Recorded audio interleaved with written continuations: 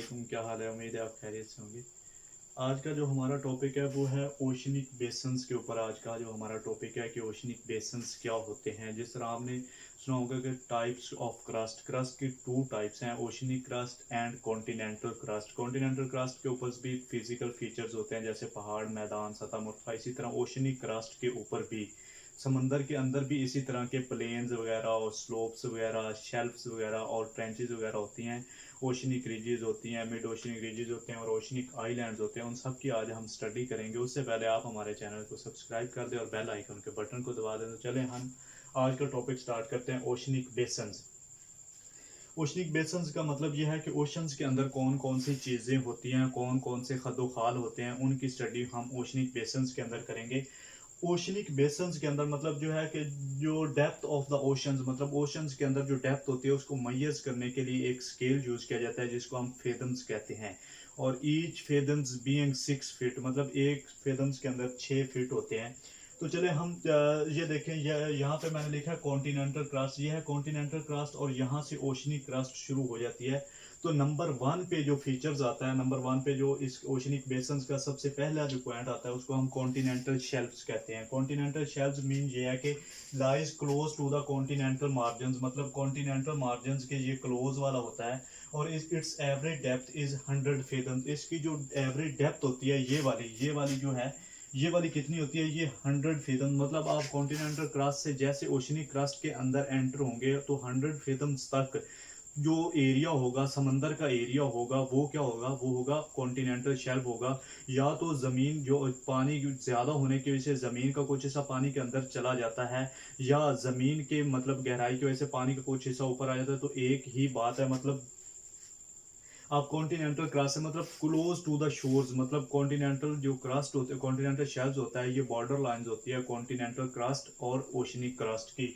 तो ये नंबर 1 पे जो आता है कॉन्टिनेंटल शेल्फ आता है। इसकी एवरेज डेप्थ कितनी है, 100 फेथम, मीन्स के 600 फीट इसकी जो एवरेज डेप्थ है ये वाली।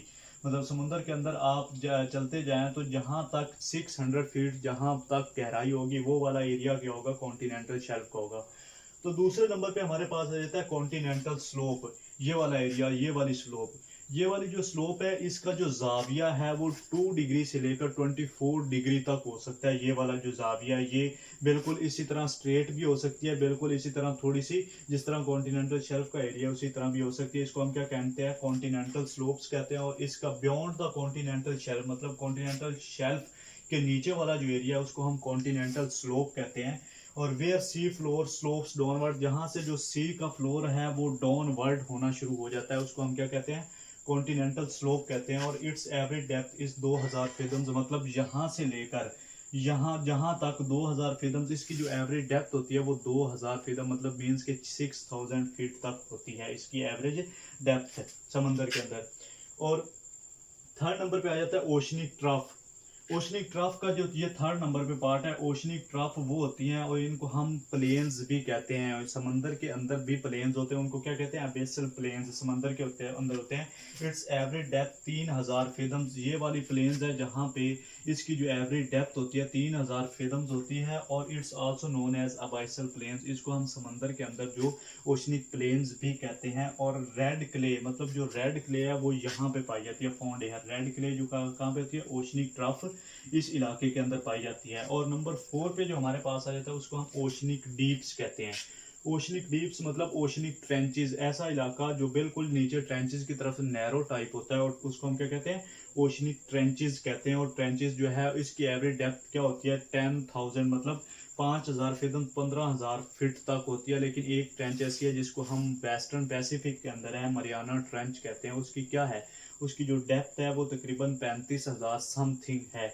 इसी तरह आप देखें कि सबसे गहराई का इलाका जो है मरियाना ट्रेंच है। और सबसे बुलंदी वाला जो अर्थ कॉन्टिनेंटल क्रस्ट के ऊपर है वो कौन सा है, माउंट एवरेस्ट है, जिसकी बुलंदी तकरीबन कितनी है, 29,000 समथिंग फीट है। जबकि जो ट्रेंच है वो 35,000 फीट गहराई के अंदर है। मैंने आपको पहले बताया कि 2 टाइप्स ऑफ द क्रस्ट।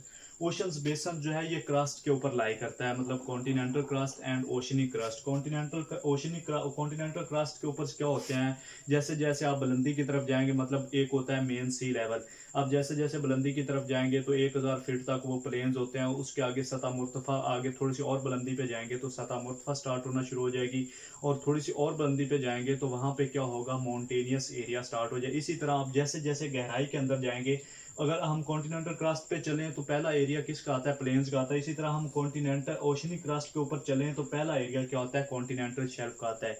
इसी तरह आप कॉन्टिनेंटल क्रस्ट के ऊपर नंबर 2 पे प्लेटोज आ जाते हैं, बुलंदी के लिहाज से, ये डीप के लिहाज से कॉन्टिनेंटल स्लोप आ जाता है। इसी तरह नंबर 3 पे उसके अंदर क्या आ जाता है, माउंटेनियस आ जाते हैं बुलंद हाइट्स के लिहाज से, और ये आल्टीट्यूड के लिहाज से, और ये डेप्थ के लिहाज से ओशनिक ट्रफ प्लेन्स वगैरह आ जाते हैं ये। इसी तरह कॉन्टिनेंटल क्रस्ट और ओशनिक क्रस्ट, इनके ऊपर जो फिजिकल फीचर्स हैं या इनके ऊपर जो फीचर्स हैं वो उनका फ़र्क होता है। मतलब कॉन्टिनेंटल क्रस्ट के ऊपर हम आल्टीट्यूड के हिसाब से उनकी डिवीजन्स करते हैं, और ओशनिक क्रस्ट के ऊपर हम डेप्थ के लिहाज से उनकी डिवीजन्स करते हैं। तो आज का ये हमारा टॉपिक था कि ओशंस बेसन्स क्या होते हैं। उसके नंबर 4 पे 5 पे आ जाता है हमारे पास ओशनिक आइलैंड्स, मतलब समुद्रों के अंदर जो आइलैंड्स होते हैं इनको हम वॉल्केनिक आइलैंड्स भी कहते हैं, जो कि ज़मीन की जो वॉल्केनिक इरप्शंस होती हैं उसकी वजह से ज़मीन का मतलब ओशनिक क्रस्ट का कुछ हिस्सा जो होता है वो ऊपर की तरफ उठ जाता है। और ये देखें, जो नीचे की तरफ चला जाता है वहाँ पे ट्रेंचेस बन जाती है, जो ऊपर की तरफ आ जाता है वो क्या होता है, ओशनिक आइलैंड्स हो जाते हैं। और मिड ओशनिक रीजेस भी होती हैं कि समुद्र के अंदर छोटी छोटी पहाड़ियाँ होती हैं, वो मिड ओशनिक रीज जो नंबर 6 पे मैंने लगाया। तो ये वाली जो पिक्चर्स है, ये वाला जो है खाका मैंने किसका बनाया है, ओशंस बेसन का, continental shelf, slope, oceanic trough plain, abyssal plains, trenches, oceanic islands, mid oceanic ridges. तो आज का हमारा टॉपिक ये था कि ओशंस बेसन्स क्या होते हैं। आज का हमारा टॉपिक यहीं पे ख़त्म होता है। आप हमें इजाज़त दें। अल्लाह।